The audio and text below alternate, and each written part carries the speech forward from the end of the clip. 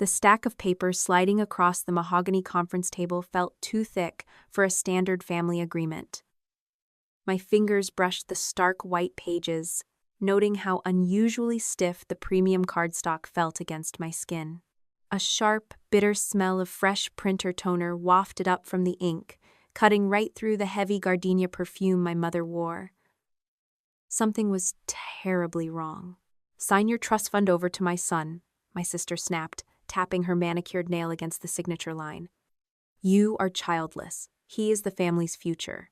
Across the table, Mom smirked and raised her crystal glass. The ice clinked softly in the quiet room. She took a slow sip of her champagne, looking at me with an expression that demanded total obedience. I said nothing. I kept my breathing steady and looked down at the document. It was not titled as a transfer agreement.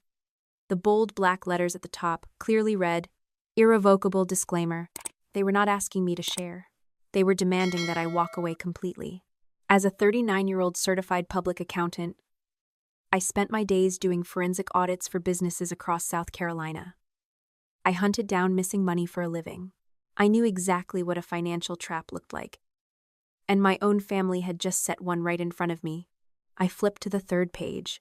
My eyes scanned the dense beneficiary language, searching for the exact mechanism they were trying to exploit. Ashley let out a loud, dramatic sigh. "Grandpa wanted the family money to stay with people who actually have children," Ashley added. Her voice dropped into that practiced, sympathetic whisper she used to comfort grieving widows at the Ellis family funeral home. "It is just how things are, Morgan." I ignored the insult. I did not look at her perfect blowout or her expensive designer suit. Instead, I looked up at the man sitting quietly at the head of the table. "Who drafted this disclaimer, Henry?" I asked, keeping my tone perfectly flat. Henry Caldwell had been my grandfather's attorney for more than 3 decades. The old lawyer shifted in his leather chair and adjusted his wire-framed glasses. He looked down at his legal pad. "My office did not prepare that document, Morgan," Henry stated clearly. The air conditioner hummed above us. Mom set her glass down, and the smile slipped slightly from her face. "Please do not make this difficult," Mom said, leaning forward. She folded her hands together, playing the role of the reasonable matriarch. "You have your little forensic accounting consultancy. You have your own condo downtown. You do not need this money, Morgan. Ashley has a family to feed." She spoke as if my independence was just some cute hobby I picked up to pass the time. She conveniently forgot all those late nights I sat in the hospital cafeteria, transferring my personal savings into the company accounts to save the funeral home payroll. I kept our employees paid and the business breathing while she hosted lavish country club luncheons. I was always the quiet, responsible daughter who cleaned up their messes. But today, they wanted my entire inheritance. Ashley reached into her designer bag and pulled out a glossy school photograph. She slid the picture of her 12-year-old boy onto the table, placing it right next to the pen. "Owen needs a real future," Ashley pressed, her voice dripping with artificial concern. "You are taking $3,400,000 right out of his pocket." I stared at the picture. My nephew had his mother's light hair, but he possessed none of her calculated cruelty. He was a good kid. His father shared custody but had always stayed far away from the funeral home and the Ellis family finances. Owen was simply a child they were using as a human shield. "Does Owen know you are sitting here telling me this?" I asked softly. "I speak for my son," Ashley shot back. Her jaw tightened, the facade cracking just a fraction. "Just sign the paper, Morgan." I picked up the heavy brass pen. The cool metal felt grounding in my palm. Mom leaned in closer, a triumphant gleam returning to her eyes. Ashley let out a small breath of relief. They thought I was surrendering. They thought I would cave to the guilt, exactly like I had done for my entire life. I set the pen down on the wood. It made a loud, echoing thud. I pushed the disclaimer back across the table. Then, I turned my attention completely to the old lawyer. Henry nodded slowly. He reached down into his worn leather briefcase and pulled out a thick manila envelope. Dark red wax sealed the back flap, stamped clearly with my grandfather's personal crest.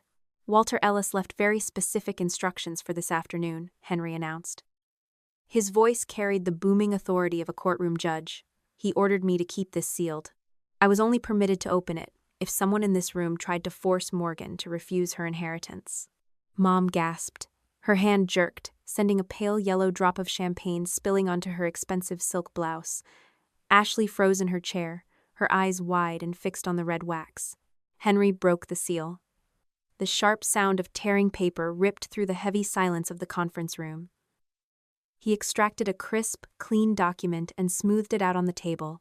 "This is Walter's final will and testament, executed exactly 6 weeks ago," Henry read aloud. "It completely revokes all prior versions."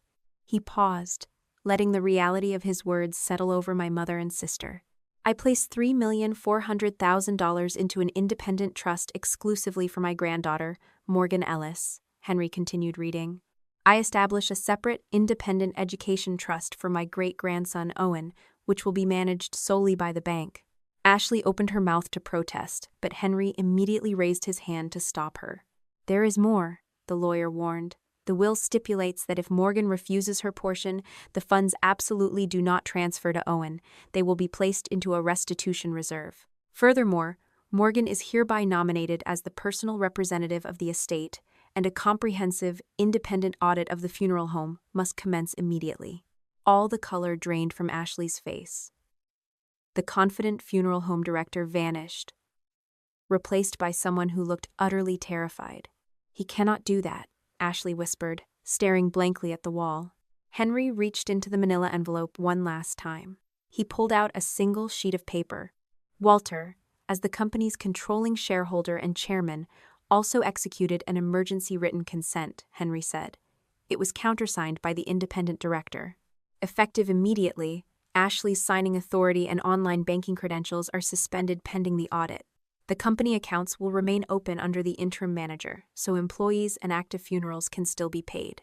Absolute silence blanketed the room. The hum of the air conditioner suddenly sounded deafening.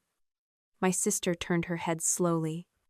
Her eyes locked onto mine, burning with a mix of pure panic and intense hatred. "What did you tell him?"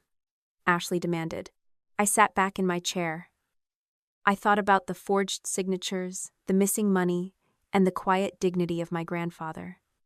Nearly 40 years of biting my tongue finally came to an end. "Not enough," I answered.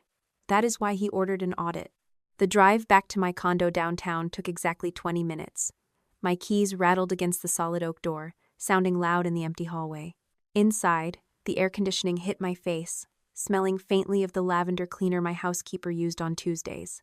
I set my leather briefcase on the granite kitchen island. I did not collapse, and I certainly did not cry. Opening my silver laptop, I immediately checked my business inbox. 4 new emails waited from my consulting firm. 2 messages came from a local restaurant group needing a compliance review, and another arrived from a large dental practice. These were real clients paying actual money. My life was solid, built on my own reputation, and it belonged completely to me. I did not need the Ellis family funeral home to survive. My cell phone buzzed across the granite counter, shattering the quiet. The screen flashed my sister's name. I hit the speaker button and leaned back against the sink. "You brainwashed him," Ashley hissed. Her voice sounded thin and sharp, completely stripped of the sweet southern charm she always saved for grieving families. "What poison did you pour in his ear while he was dying?" she demanded. I kept my hands resting flat on the cool stone counter.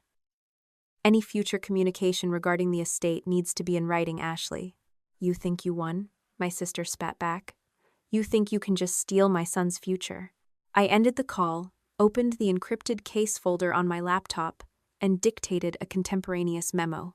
I recorded the time, the number she called from, and every statement I could remember while the words were still fresh. That secure folder existed long before today. Looking at the digital icon triggered the memory of how this entire nightmare really started. 5 months ago, I was sitting beside Walter Ellis in his cluttered back office at the funeral home. Dust motes danced in the afternoon light pouring through the blinds. My grandfather smelled like peppermint drops and old wool, a comforting scent from my childhood. He did not give me a grand speech about corporate fraud or family betrayal. The old man simply slid a faded index card across his green leather desk pad. A widow's name was written in his neat cursive. Next to her name sat a 9-digit contract number. Mrs. Gable received a second bill for her husband's casket, Walter had said softly, looking out the window at the employee parking lot. See if the system made a mistake, Morgan. Taking that card, I spent the next evening at this very kitchen island pulling up the master customer ledger. Mrs. Gable had paid her account in full 3 years prior, yet her payment never migrated to the monthly pre-need report. The money just vanished into the operating account without a trace. A week later, I found another missing contract, and shortly after that, a third anomaly appeared. I built a separate spreadsheet on my personal hard drive to track the mess. Column A held the customer name. Column B recorded the payment date. Column C tracked the exact username of whoever held administrative access that specific day. There were no accusations in my file. I only dealt with cold data. Returning to his office a week later, I found Walter waiting. He asked if I was absolutely sure about the errors. I do not have enough evidence to make a formal claim yet, I told him. A financial accusation required airtight proof, not just 3 weird accounting glitches.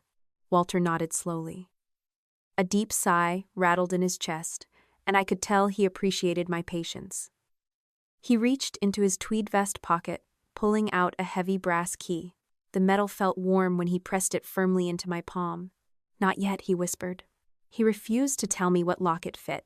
Now, standing in my quiet kitchen, I pulled that same brass key from my jacket pocket and placed it beside my laptop. Walter had also left a small wooden document box in the trunk of my car, delivered quietly by Henry's paralegal after the memorial service. I retrieved the box from my briefcase and set it on the kitchen island. The box was secured only by a simple brass latch. I lifted it and opened the lid. Inside sat a thick stack of index cards, wrapped tightly in a rubber band. My grandfather had not given me the final answer. He had merely watched me uncover the pattern on my own, and once he trusted my judgment, he gathered the rest of the puzzle pieces. I untied the band and started typing the new contract numbers into my spreadsheet. The rows multiplied rapidly. It was not 3 missing accounts. It was not 10. 47 families had their funeral trust money diverted. The cell phone vibrated again, shaking so hard it nearly fell off the counter. This time, the caller identification showed Daniel Price. Walter had hired the independent forensic accountant behind everyone's back 2 months ago. I answered the call on the first ring. I just finished comparing the customer payment logs to the corporate trustee reports, Daniel said. His voice sounded incredibly heavy, carrying the distinct weight of disastrous news. We are not looking at a paperwork glitch, Morgan, the accountant continued. We are missing more than $1 million. $1 million. The number hung in the air, heavy and suffocating. I thanked Daniel and disconnected the call, leaning my hands flat against the cold granite of my kitchen island. The silence in my condo felt entirely different now.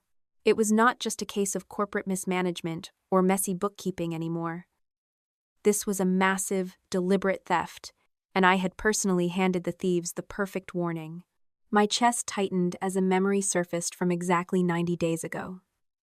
Driving to my parents' house on a quiet Tuesday evening, rain had drummed steadily against the windshield of my car. My mother stood at her marble kitchen island, slicing lemons for iced tea. The room smelled of citrus and expensive floor wax, perfectly curated to project an image of absolute domestic grace. Inside my leather tote bag sat a manila folder with printouts of 3 suspicious transactions.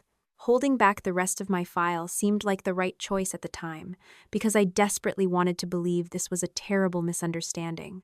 Detailing the missing funds quietly, I made sure my mother understood I had not accused my sister of anything yet.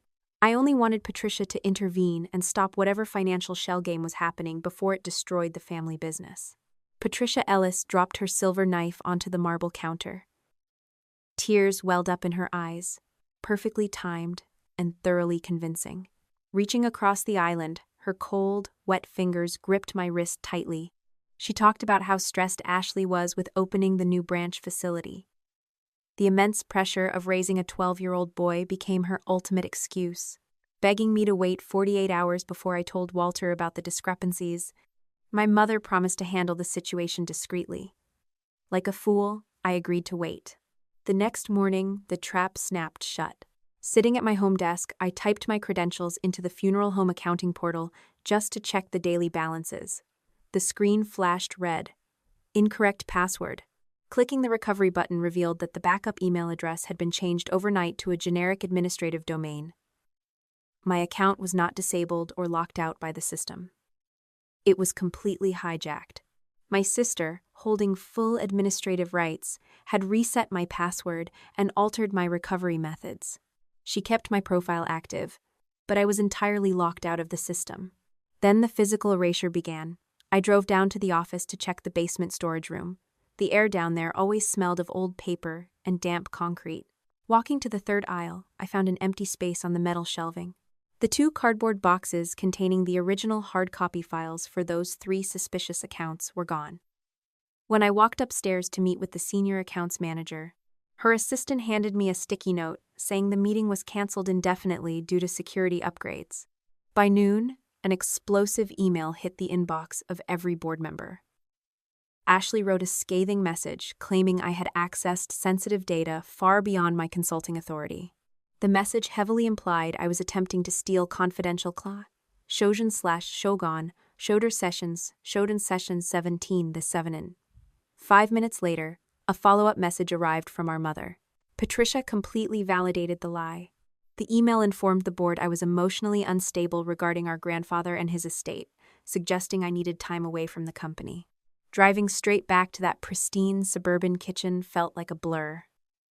My mother was sitting at the breakfast nook, casually sipping her lemon tea.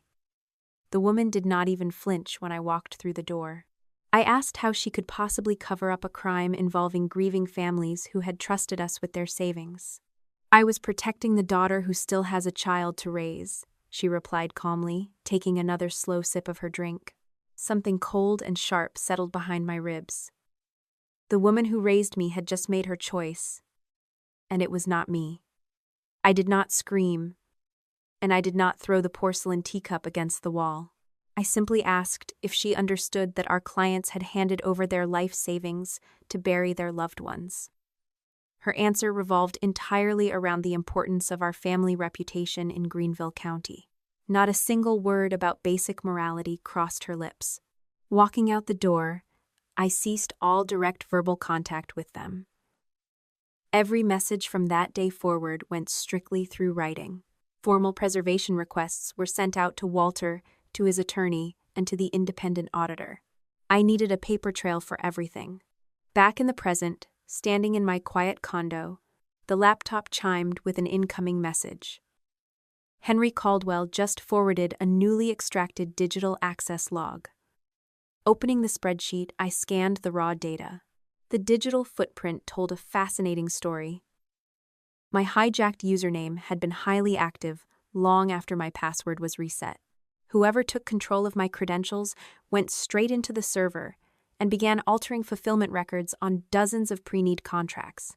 My phone rang again, vibrating violently against the counter. Daniel Price was calling back with his technical analysis of those exact logs. "I tracked the Internet Protocol address for those specific file modifications," the accountant said immediately, skipping any polite greetings. "The login using your hijacked name originated from the desktop computer sitting inside your sister's private office." He paused, letting the heavy implications sink in. The administrative reset happened right before the data was scrubbed, to make it look like I was the one doctoring the books. "It gets worse, Morgan," Daniel continued, his voice dropping into a somber whisper. "I checked the timestamps on those fraudulent edits. Whoever used your account to falsify those records did it exactly 2 weeks ago, at 3 o'clock in the afternoon." My breath caught in my throat. At 3 o'clock that specific afternoon, I was nowhere near a computer terminal. I had been sitting in the intensive care unit, listening to the steady beep of a heart monitor, holding Walter Ellis's hand while he struggled to breathe. Henry Caldwell occupied a corner office that smelled of lemon furniture polish and old leather bindings. Sitting across the massive mahogany desk, Daniel Price slid a printed digital access log toward me. The forensic accountant tapped a thick finger against the highlighted row, confirming exactly what he had told me on the phone. My hijacked credential was used from a computer inside the funeral home, while I sat in the intensive care unit listening to my grandfather struggle to breathe. Ashley left a perfect digital fingerprint, Daniel stated, leaning back in his chair. We can take this to the police right now and prove she compromised your access. Not yet, I replied, folding the log sheet and placing it inside my briefcase. Let them keep thinking the frame job worked. People get sloppy when they believe they are winning. Henry nodded in agreement, pushing his heavy chair away from the desk. The old attorney instructed me to grab my coat because Walter Ellis had left one more protective measure in place, and it required a short trip down the street. The downtown bank vault felt 10 degrees colder than the lobby. A manager escorted us to a wall of brushed steel compartments, leaving us alone in the quiet room. I pulled the heavy brass key from my pocket. The metal slid smoothly into the designated lock, and turning it produced a heavy, satisfying click. Pulling the metal drawer free, I found no stacks of hidden cash or dramatic written confessions. A crisp manila folder rested at the bottom. Inside sat a stack of printed ledgers, several handwritten client complaints, and a single sheet of watermarked firm paper. I read the bold type at the top. It was a formal authorization letter, signed and notarized by my grandfather exactly 2 weeks before my sister began doctoring the digital files under my name. The document explicitly granted me full authority to investigate all pre-need contract numbers and retain read-only copies of the data. Walter had quietly built a legal shield around me, knowing the storm would eventually hit, but he still expected me to uncover the actual mechanism of the theft on my own. Returning to the lawyer's office, Daniel spread a new set of documents across the table. They were invoices made out to a vendor called Heritage Family Consulting. The billing statements lacked any specific service details, listing only vague consultation fees in perfectly round numbers that repeated month after month. I ran the corporate registration, Daniel explained, pointing to a state tax printout. This company has no employees and no physical storefront. The mailing address links directly to a residential property located out by the county lake. A cold wave washed over me. For the past 3 years, my mother constantly bragged about a beautiful lake house she frequently visited, always claiming it belonged to a wealthy friend from her country club. Daniel pulled up the property records, and the truth stared back at us in black and white. The mortgage payments for that house perfectly matched the monthly transfers flowing out of the funeral home to the consulting firm. My mother was not just protecting her golden child. Patricia was directly siphoning stolen client funds to pay for her luxury waterfront lifestyle. Run a formal tracing report on every dime that went to that house, I instructed Daniel, keeping my voice perfectly level. Do not contact them. We build the cage before we show them the lock. 2 hours later, a sharp knock rattled the front door of my condo. Looking through the peephole, I saw Patricia standing in the hallway, wearing a tailored navy suit and carrying a forced, sympathetic smile. Opening the door, I did not step aside to let her in. I kept my hand firmly on the brass knob, letting the physical boundary do the talking. You are embarrassing your grandfather, Patricia said softly, dropping the sympathetic act the moment she realized she was not getting an invitation inside. You are going to destroy the business and ruin the livelihood of every employee sitting in that building. I watched her eyes dart over my shoulder. The wooden lockbox Walter left me sat open on the kitchen island, surrounded by stacks of recovered ledgers. Her gaze locked onto the brass key resting beside the paperwork. The color instantly drained from her perfectly powdered face. She realized the containment strategy had completely failed. You really should have signed that paper when Ashley gave you the chance, Patricia whispered, her voice tightening with genuine panic. The chance to do what? I asked, refusing to break eye contact. The woman who raised me took a step back into the hallway, desperate to regain control of the narrative. To make the books whole, she snapped quickly, turning on her heel. I closed the heavy door, walked straight to my desk, and immediately wrote down her exact phrasing. The scent of wilting lilies and lemon floor wax hung thick inside the Ellis family funeral home. Mourners in dark suits and conservative dresses milled around the polished mahogany casket. Standing near the back wall, keeping my distance from the receiving line, I watched the performance unfold. My sister stood at the podium, gripping the microphone with perfectly manicured hands. Ashley wore a tailored black dress that screamed quiet wealth, looking every bit the grieving heir. Walter Ellis built this legacy for the future, Ashley told the crowded room, her voice trembling just the right amount to draw sympathy. He believed in family. He believed in providing for the next generation, for those of us actually raising children to carry on his name. He never wanted his life's work dismantled out of greed. Several heads turned in my direction. The quiet whispers started immediately, traveling like a wave through the pews. I kept my expression completely blank and took a slow sip of lukewarm water from my paper cup. An older woman, a longtime client of the firm, walked over and touched my arm. She asked in a hushed, conspiratorial tone if the terrible rumors were true, if I was actually dragging my own sister into court over the family inheritance. The estate is simply being processed according to standard legal procedures, Mrs. Higgins, I answered quietly. Grandpa wanted everything documented properly. Offering nothing else, I watched the client nod slowly and walk away. Across the room, Ashley narrowed her eyes.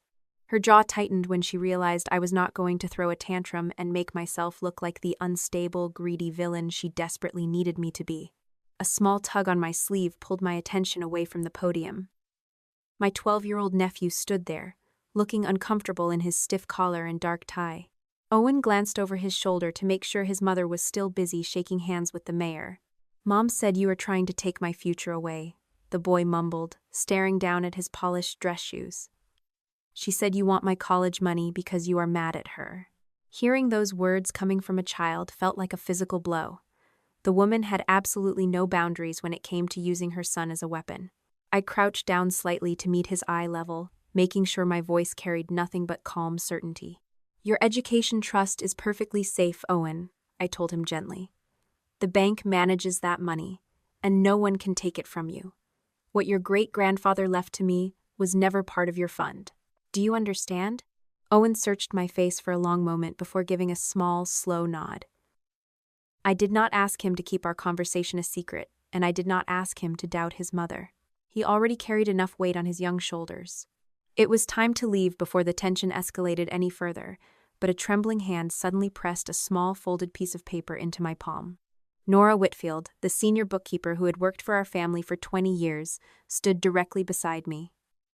She looked absolutely terrified. Her gray hair was pulled into a tight bun, and her eyes darted frantically toward the front of the chapel. "I cannot afford to lose my pension, Morgan," the older woman whispered rapidly. Her breath smelled of stale coffee and peppermint. "But I cannot go to jail for them either. Look at the paper." Before I could ask a single question, Nora slipped through the crowd and vanished into the hallway leading to the staff break room. I walked out the heavy brass front doors, letting the humid South Carolina air hit my face. Unfolding the small square of notebook paper, I found a handwritten list of internal transaction codes. Sitting inside my locked car, I pulled out my phone and dialed the forensic accountant. I read the specific string of numbers and letters to Daniel Price. The typing sounds on his end lasted only a few seconds before a sharp intake of breath echoed through the speaker. "Those codes represent immediate merchandise sales," Daniel explained, his voice thick with disbelief. "They used these specific tags to bypass the trust requirements entirely. If a payment was coded this way, the system automatically excluded it from the monthly pre-need report." My fingers gripped the leather steering wheel. I asked if he could trace exactly who authorized the bypass. "Give me 5 minutes," the accountant replied, hanging up immediately. Through the tinted windshield, I watched the funeral guests beginning to exit the building. Ashley stood on the front steps, dabbing her perfectly dry eyes with a tissue. She pointed toward my parked car and whispered something to a group of board members. They all shook their heads in collective pity. She truly thought she had secured her victory by driving me away in absolute shame. My phone vibrated in my lap, signaling a new email. Daniel had just recovered a deleted chain from the main server backup, and he forwarded it directly to my private inbox. The message thread was crystal clear. The bottom email contained an explicit, written directive from my sister to the bookkeeper. Ashley ordered Nora to code a massive client deposit as immediate merchandise and strictly instructed her to keep the transaction off the monthly trust report. Scrolling up, I read the bookkeeper's desperate reply. Nora had warned her boss that bypassing the trust was a severe compliance violation. The final response from Ashley sat at the very top, typed in bold black letters. "Just do it." Mom approved the method. I finally had the written order that could bring the entire scheme down. The entire scheme was documented, proving that both my sister and my mother orchestrated the theft together. But Daniel was not finished delivering miracles today. A second notification popped up on my screen, delivering an attached file. The accountant had recovered one more document from the deleted server archives. Opening the attachment, I stared at a scanned copy of the official corporate board minutes. The typed page ratified the exact accounting method my sister had just ordered, granting full executive permission to use the merchandise bypass codes to solve cash flow problems. At first glance, it looked like a perfect, bulletproof legal shield. Then I looked closer at the date stamped across the top right corner. The supposed emergency board meeting took place on the 14th of October. My grandfather had suffered a massive heart attack the night before. On the exact day this document claimed Walter Ellis chaired a corporate meeting and signed an approval resolution, he was lying completely unconscious in a hospital bed recovering from emergency bypass surgery. And the only other board member listed in attendance had been on a cruise ship somewhere near the coast of Canada. The digital footprint of the forged board minutes cast a harsh blue glow across my kitchen island. Daniel had spent the entire morning running a metadata analysis on the file, and the results completely destroyed my sister's manufactured timeline. The document claiming my grandfather had authorized the accounting bypass was authored 3 weeks after the date typed at the top of the page. Furthermore, the file creation originated from a laptop registered directly to Patricia Ellis. The electronic signature belonging to Walter Ellis was not properly certified software, but rather a simple image file copied and pasted from a folder my mother controlled. They had built a paper shield, and it was already disintegrating. The realization that their plan was failing must have finally set in, because 2 days later, a courier delivered a formal invitation to a private mediation session. We met in a neutral, windowless conference room at a downtown arbitration firm. The space smelled of stale coffee and industrial carpet cleaner. Ashley and Patricia sat together on one side of the long glass table, looking entirely different than they had at the funeral reception. My sister wore a plain gray sweater instead of her designer suits, and our mother kept her hands folded tightly in her lap, hiding her manicured nails. Ashley pushed a glossy white folder across the glass. She forced a tight, unnatural smile. "We want to heal this family, Morgan," my sister offered, her voice adopting that sickly sweet tone again. "We are willing to step back. We will not contest the second will. And you can keep the entire trust fund. The business will even repay that old cash loan you made a few years ago." I left the folder sitting untouched in the center of the table. A settlement offer from these two meant they were absolutely terrified of what Daniel was finding in the server archives. "In exchange for what?" I asked, keeping my tone perfectly flat. Patricia cleared her throat, leaning forward just a fraction. "In exchange for a comprehensive non-disclosure agreement and the immediate termination of the independent audit, we just want to put this tragic misunderstanding behind us." The sheer audacity of the proposal hung heavily in the stale air.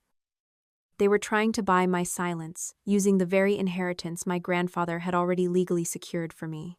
"Why are you offering to give me something that already belongs to me?" I asked quietly, watching the practiced warmth vanish from my mother's face. The matriarch of the Ellis family immediately abandoned the peaceful negotiator routine. Her shoulders stiffened, and her voice dropped into a sharp, threatening cadence. "If that funeral home collapses because of an audit, dozens of innocent employees will lose their jobs," Patricia warned, narrowing her eyes. "Generations of clients will drag our name through the mud, and every single one of them will blame you for burning the business to the ground over a personal vendetta." Ashley quickly jumped in to reinforce the guilt trip. "And Owen will grow up knowing his aunt chose a pile of money over her own blood. Is that really the legacy you want to leave him?"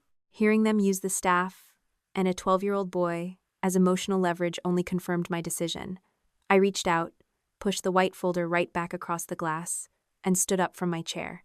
"Any future offers must be submitted directly through Henry Caldwell," I told them, picking up my briefcase. I walked out of the room without looking back, leaving them to sit in the silence of their own failing conspiracy. The real reason behind their sudden desperation arrived in my inbox exactly 3 hours later. Daniel had requested a preservation image of the old company cell phone Ashley used during the previous fiscal year. Retrieving deleted text messages required specific software, but the forensic accountant managed to extract a handful of critical fragments. He sent the clean transcript directly to my encrypted drive. Sitting on my living room sofa, I read the brief exchange between my sister and my mother. The timestamp aligned perfectly with the morning they had tried to force me into signing the disclaimer. Ashley had written the first message. Once Morgan signs, Owen's trust covers the gap before the inspection. A minute later, Patricia had replied, "Then the books will look whole again. Do not let her leave without signing." The entire puzzle finally snapped together. That meeting in the lawyer's office had never been about raw greed or securing a golden future for my nephew. A state regulatory inspection was looming, and the funeral home accounts were short by over $1 million. If I had signed that irrevocable disclaimer, Owen would have become the contingent beneficiary under the earlier will. Ashley had already prepared to petition for control over the minor's inherited property. The state inspection was still several months away. Her plan was to ask the probate court for authority to place part of Owen's inheritance into what she would describe as a temporary, secured investment in the family company. Once the money entered the funeral home's accounts, she intended to use it to cover the missing balances before the inspectors arrived. The plan was reckless and far from guaranteed, but they believed Owen's name and the family business would make the court accept it. They did not want to make Owen rich. They needed his name to launder the money. A quiet knock at my front door pulled me away from the digital transcript. Checking the peephole, I saw my nephew standing in the hallway, clutching the straps of his school backpack. He looked pale and incredibly small. Opening the door, I invited him inside and offered him a glass of water. Owen barely touched the glass. He set it on the kitchen island and looked up at me with red, exhausted eyes. "I heard Mom yelling on the phone with her private lawyer this afternoon," the boy mumbled, his voice trembling slightly. "She did not know I was in the hallway. I heard her say the boy's name was the cleanest way to move it." Owen wrapped his arms around his ribs, looking like he was trying to hold himself together. He asked me what his mother had actually used his name for. I did not want to drag a child into a criminal investigation, but lying to him would only make me exactly like the woman who raised him. I chose my words with intense care, focusing strictly on the truth without adding unnecessary venom. "Your mother did not steal for your future, Owen," I told him gently, maintaining steady eye contact. "She tried to hide behind it." The boy absorbed the heavy truth in complete silence. He unzipped the front pocket of his backpack and pulled out a blank, unaddressed white envelope. "Then why did she tell me I had to copy this letter in my own handwriting right after my birthday?" Owen asked, his voice cracking as he slid the envelope across the granite counter.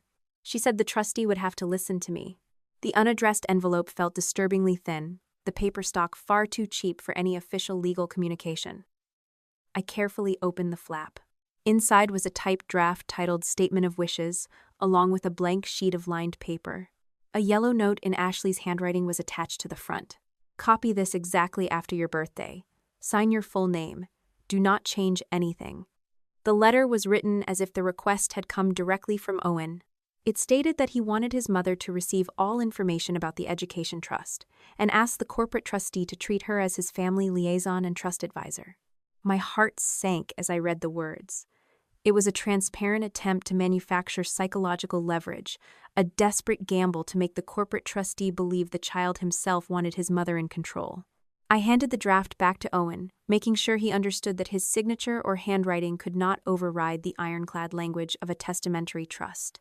The document possessed absolutely no legal power to grant my sister access to those funds, but seeing it written in his own hand confirmed how deeply she had been willing to exploit his trust for her own gain.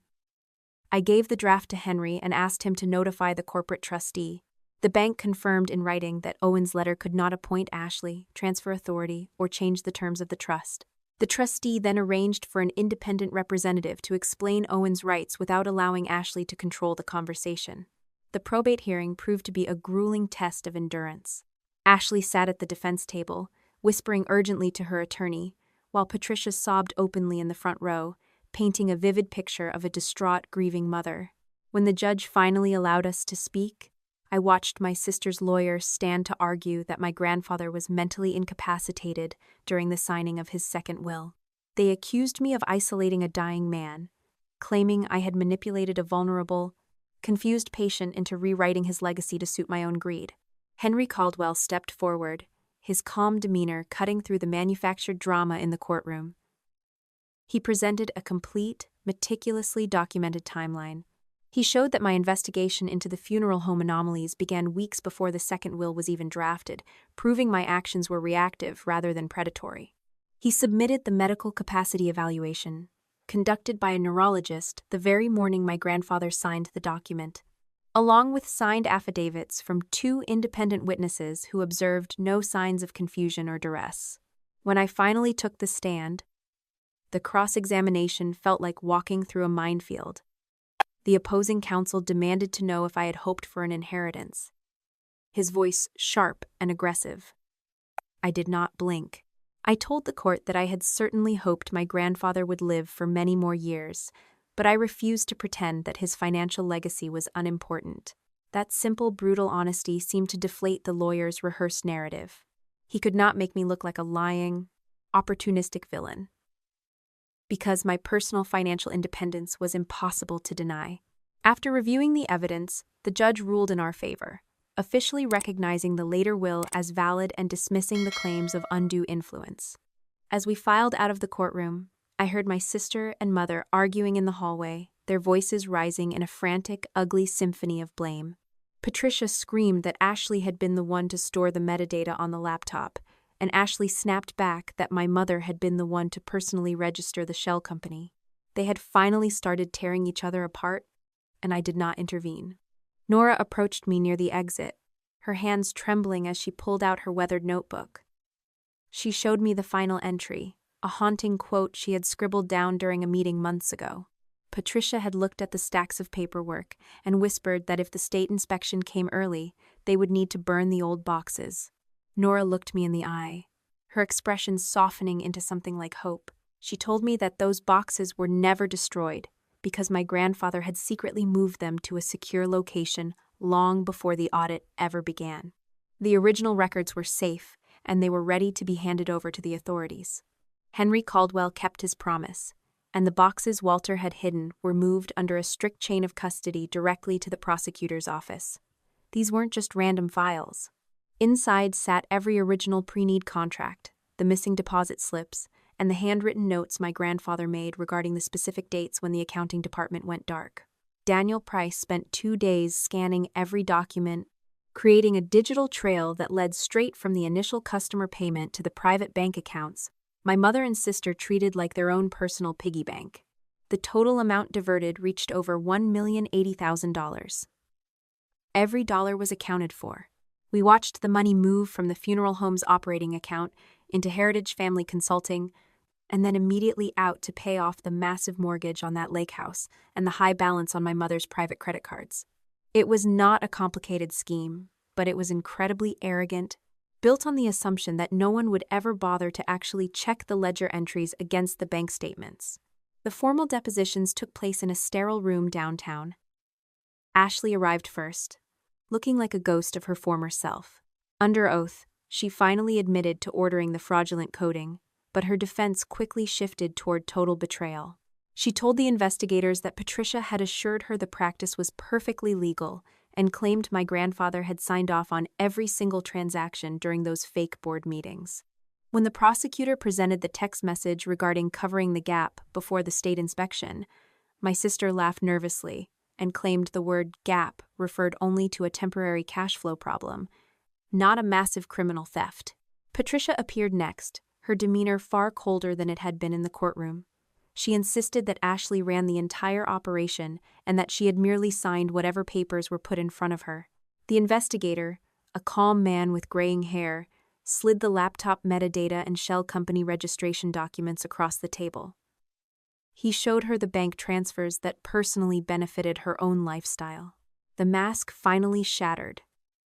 My mother leaned forward, her face reddening with a sudden, violent rage, and began listing every single way my sister had manipulated her into participating. The two women spent 4 hours in that room actively dismantling each other's legal defenses, providing the state with enough evidence to secure convictions for them both. Nora's notebook and her subsequent testimony acted as the final nail, confirming that Ashley had repeatedly issued commands to bypass the trust, despite clear warnings that the actions were illegal. Later that evening, Henry and I reviewed the certified recordings and transcripts from both interviews. Reading their statements side by side was not a moment of triumph. Watching the people who raised me tear each other apart for the sake of a plea deal felt like watching a slow-motion car wreck. I didn't feel happy, but I finally felt free of the toxic machinery they had built to keep their secrets buried. My sister made one final, desperate attempt to save herself near the end of the day. She looked directly at the court reporter and claimed I had stolen $100,000 from the company accounts years ago, framing me as the original thief. The prosecutor didn't even need to look at me before dismissing the accusation. I produced the original promissory note, the signed board approval for the business loan, and the stamped bank receipt proving that every cent had been repaid with interest. That loan had saved the company payroll during a bad winter, and my meticulous record-keeping proved it was a legitimate business transaction, standing in stark contrast to the shadowy theft my sister had orchestrated. Late that evening, Henry called my cell phone while I was sitting alone in my condo, staring at the quiet city lights. The prosecutor was preparing to file formal charges against both of them the following morning. "Do they know what is coming?" I asked, my voice barely above a whisper. Henry paused for a long moment before answering. "Ashley does. Her attorney submitted a formal proffer to the prosecutor 30 minutes ago. She is offering testimony against your mother in exchange for a reduced sentence." The legal machinery moved with an efficiency that felt both cold and inevitable. Because the mountain of evidence was insurmountable, both women opted to accept separate plea agreements rather than drag the proceedings through a public trial that would have certainly resulted in even harsher consequences. I stayed far away from those backroom negotiations. My only contribution to the state's case was a formal victim impact statement detailing exactly how the financial manipulation had crippled the firm's compliance standards and betrayed the trust of our most vulnerable clients. 3 days before the sentencing hearing, my mother called me from a restricted line. Her voice sounded thin, stripped of all the haughty authority she had worn like armor for so many years. She begged me to write a character reference for the judge, demanding that I verify she was a loving mother who only ever wanted the best for her daughters. I listened to her sob about her legacy, then I lowered the phone slowly. "The truth is not a gift I have the power to alter, Mother," I told her, my voice as steady as granite. I ended the call without another word, refusing to let her rewrite history one final time. My nephew faced his own impossible choice when his mother insisted he write a letter to the court, pleading for mercy so she could remain home to raise him. Owen came to see me, looking haunted by the expectations of an adult world he was far too young to navigate. I didn't tell him what to do. I simply sat with him in my kitchen and reminded him that he was not responsible for the consequences of his mother's choices. After an hour of silence, he picked up a pen. He did not write a plea for mercy. Instead, he typed a short, painful admission to the judge, stating that while he loved his mother, he refused to lie for her. The sentencing day arrived under a bright, indifferent sun. Patricia received 18 months in a minimum security facility, followed by a strict period of supervised release. She was hit with a joint restitution order that would force the sale of the lake house and all other assets she had acquired through the shell vendor, effectively stripping her of the social status she had spent decades curating. The local historical society and the garden club she ran for years both voted to strip her of her memberships, scrubbing her name from their records by the time the bailiff led her away. Ashley's sentence was substantially harsher, reflecting her role as the primary architect of the fraud. The judge handed down a 4-year term in state prison, followed by long-term probation and a permanent ban from ever working in funeral pre-need management again. 3 months later, after a separate licensing hearing, the state regulatory board permanently revoked Ashley's professional licenses and barred her from working in pre-need management. Her name was removed from the lobby plaque, the current officer list, and every account carrying signing authority. Her past transactions remained preserved in the permanent audit record, exactly where they belonged. Standing in the hallway of the courthouse, I watched my sister stop for a brief moment before the guards ushered her toward the holding area. She looked at me, her eyes burning with a mixture of resentment and genuine disbelief. She told me that I had finally succeeded in destroying the family and stripping Owen of any real future. I stood my ground, refusing to flinch or look away from her. "You did not protect his future," I answered, my words cutting through the noisy corridor. "You tried to hide inside it." She was led away, her silhouette disappearing into the shadows of the judicial wing. I turned toward the exit, expecting to feel an overwhelming rush of victory, but found only a heavy, hollow stillness. Owen did not run after the guards. He stood by the heavy oak doors, watching his mother go with a look of profound, quiet clarity. His father, who had already been granted temporary primary custody, stepped forward and rested a hand on Owen's shoulder. I joined them as we walked out into the afternoon light. I would remain his aunt and a safe person in his life, but I would not replace either of his parents. After the dust settled and the media circus finally moved on, the interim manager at the funeral home reached out to me during the transition period. He stood in the lobby, gesturing to the empty office that used to belong to my grandfather, and asked if I was ready to assume the role of permanent chief executive. I looked up at the wall, where the heavy wooden sign still displayed the Ellis family name in polished brass letters. I thought about the hours I had spent correcting the ledgers, the years of quiet sacrifice, and the way the entire building still felt haunted by the expectations I had spent my life trying to meet. "I have one last thing to do before I answer," I told him, turning my back on the office to walk out the front door for the very last time. The process of cleaning up the wreckage left behind by my mother and sister felt like excavating a site after a bomb blast. I spent months working alongside the independent management team, my eyes straining as I meticulously verified every single pre-need contract against our actual assets. It was slow, agonizing work. We focused our energy on making every affected family whole, ensuring that every service promised in those original documents was honored and paid for. I didn't care about making a profit that year. I cared about clearing the ledger of every lie they had embedded into our systems. I insisted on creating a new, transparent compliance protocol that required dual authentication for every financial transfer, effectively removing the possibility of anyone ever abusing the system again. We set up an employee ownership component, giving the people who actually showed up every day and did the work a stake in our future. It felt right. They were the ones who suffered the most when the secrets came to light, and they deserved to be the ones who saw the business survive. When the management team finally approached me again to offer the permanent chief executive position, I looked at the polished brass sign in the lobby one last time. People in this town, but I realized that taking the job meant I would still be defining my worth through the lens of their expectations. I would be trapped in the same loop I had spent most of my life trying to escape. "I cannot do it," I told the board members during our final transition meeting. "I am closing this chapter. The firm belongs to you and the employees now." I kept my portion of the trust fund. It was my money, and I refused to apologize for holding on to it. That $3,400,000 represented years of being the family workhorse, the one who stayed silent while everyone else spent, and the one who cleaned up the mess when the roof finally caved in.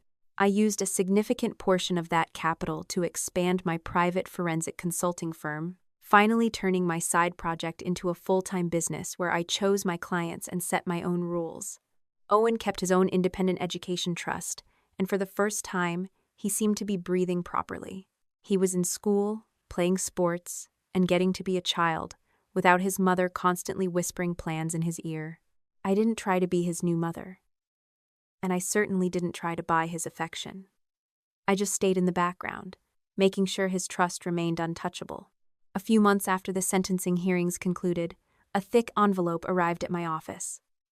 The return address was a simple P.O. box, but the handwriting on the front was unmistakable. It was addressed to my daughter, a label that felt like a final, desperate attempt to reclaim a narrative that had already been taken away. I did not open the envelope. I did not need to know what kind of excuses she had scratched onto the paper. Instead, I handed it back to my lawyer with a set of ironclad instructions. My mother was permitted to send correspondence only if she followed 3 non-negotiable rules: no blame, no requests for money, and absolutely no attempts to use my nephew as a pawn to manipulate the situation. If the letter failed any of those tests, it was to be returned, unopened, to the sender. This wasn't a punishment. It was simply the boundary that should have existed for my entire life. Walking back into my condo on a quiet Tuesday evening, I felt the familiar weight of the brass key resting in my pocket.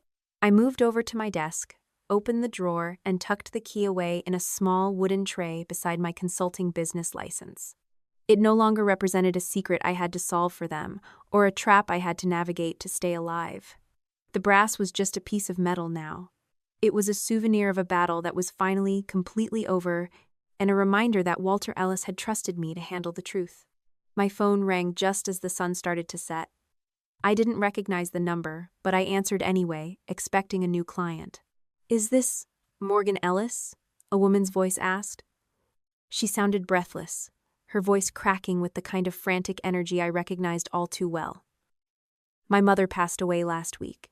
She prepaid for her funeral at a local home 5 years ago, but now they are telling me they have no record of her contract. They said there is no money, and they are refusing to honor the prepaid contract. They want another $5,000 before they will proceed with the funeral arrangements." I leaned back in my office chair and felt the cool air of the room wash over me. The world was full of people who thought they could hide in the shadows, believing no one would ever bother to look at the numbers. I reached for a new case folder, opened my laptop, and began to type. "Start from the beginning," I told her, my voice steady and calm. "Tell me everything." For most of my life, my family called my silence weakness. They were always looking for the noise, the drama, and the performance. They never understood. Silence was simply where I learned to listen for the numbers that did not belong. I didn't need their approval, their funeral home, or their name. I had my own life, my own work, and for the first time and as long as I could remember, I finally had the quiet to enjoy it. I picked up the pen, looked at the empty page, and started to build a brand new timeline. The game they played for so long was over, and I was the one who finally decided how the story ended. You have spent your entire life believing that your value is tied to what you can do for the people around you, especially the people who share your blood. You have played the role of the fixer, the reliable daughter, the quiet observer who keeps the peace so everyone else can continue their reckless, self-serving lives without consequence. But look at where that silence has brought you. You are not protecting your family by hiding their failures. You were only helping them sharpen the blades they eventually turned on you. The most important lesson you must take from this is that your silence is not a virtue when it is used to cover up someone else's malice. You were taught that being the good daughter meant absorbing their mistakes, cleaning up their messes, and sacrificing your own future so they could maintain their hollow appearances. That is not love, and it is certainly not loyalty. That is a transactional relationship designed to keep you small and compliant. You have to understand that setting a boundary is not an act of aggression. It is an act of survival. When you allow someone to treat you as a disposable tool for their own agenda, you are essentially telling them that your needs, your professional integrity, and your life simply do not matter. Do not be afraid of the fallout that comes when you finally speak the truth. Yes, they will call you greedy, ungrateful, or cold. But those are just the labels they use to manipulate you into submission. When you choose your own integrity over their approval, you aren't the one destroying the family. You are simply the one who finally refused to participate in the charade. Your bank account, your career, and your private peace are not things you should ever have to apologize for, especially to people who never once hesitated to jeopardize yours. You don't need their validation to be a successful, capable person. You already have all the tools you need to build a life that is entirely your own, free from the burden of keeping their secrets. You have reached a point where you can finally choose who gets access to your life. The people who truly love you will respect your boundaries, and the people who only loved the version of you that served their needs will simply fall away. That is not a tragedy. That is a necessary cleansing.